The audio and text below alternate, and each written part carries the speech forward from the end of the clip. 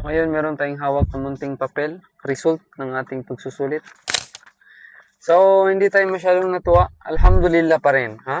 Ito ay isang paalala sa atin na kung saan minsan kapag mayroong pagsubok o bagay na tumama sa atin, sinabi ng Propeta Muhammad sallallahu alaihi wasallam, "Wa in asabaka shay'un fala taqul law anni fa'altu kadha wa kadha lakana kadha wa kadha." La.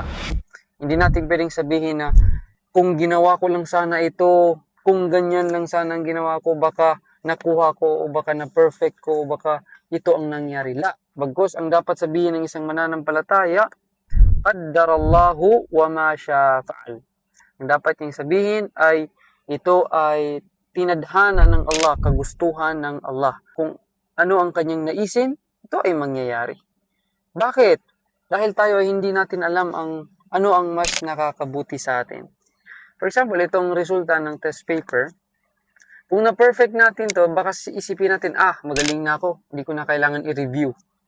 Pero ang ginawa ng Allah, hindi ko i-perfect, ito lang magiging score mo para mag-i-study ka pa lalo, para mas maging deep pa yung knowledge na matutunan mo, para mas maging malawak pa. So, ang mangyari sa'yo, magsisikap ka, dahil yun ang kagustuhan ng Allah subhanahu wa ta'ala, at yun ang makakabuti sa'yo.